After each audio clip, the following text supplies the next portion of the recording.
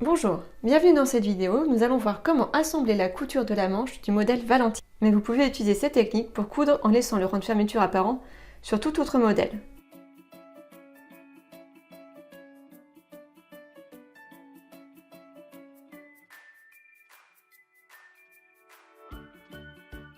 Tout d'abord, il faut être sûr que notre rang de fermeture est beau et sans défaut.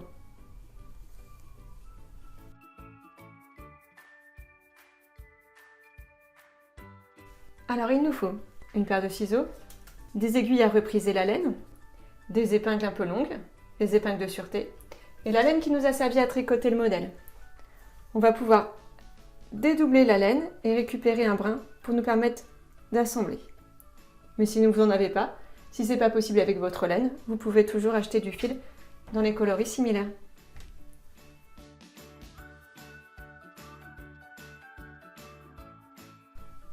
Donc la première chose que l'on va faire, c'est d'assembler la manche, de placer la manche correctement au-dessus du corps du dos. On va utiliser des épingles à nourrice pour bien empêcher que ça bouge. Il est important en fait que les deux extrémités soient bien placées. Le reste, on pourra tricher pour que tout matche. Mais souvent, quand on tricote, on n'a pas la même tension au début et à la fin. Le rang de fermeture n'est pas forcément le même quand on ferme à gauche ou à droite. Donc, il faut tricher sur toutes ces petites imperfections-là lors de l'assemblage. Pour cela, il est important de bien assembler, de bien préparer son assemblage.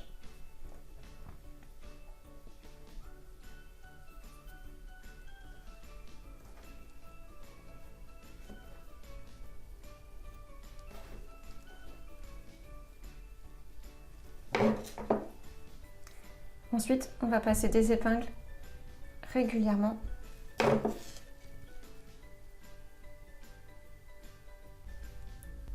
Voilà, c'est fini. Notre modèle est prêt à être assemblé.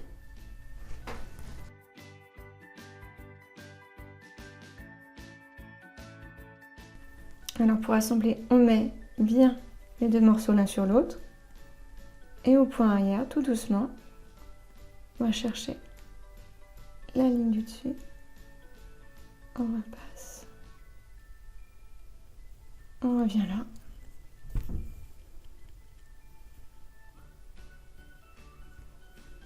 on assemble bien dans le petit V pour bien que ce soit invisible, surtout bien placer l'autre, on remonte. On se place dans le petit V de l'autre côté.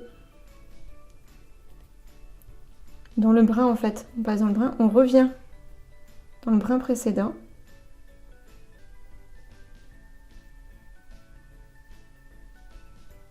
On passe dans le brin d'après. On ne tire pas trop, sinon ça va faire des défauts. On revient en arrière. Et puis dans le brin d'après, on revient en arrière.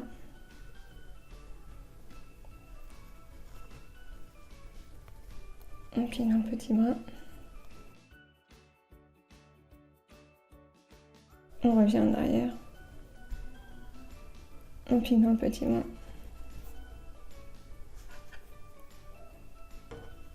on revient en arrière. Et on fait toujours bien attention que les deux coutures soient bien superposées.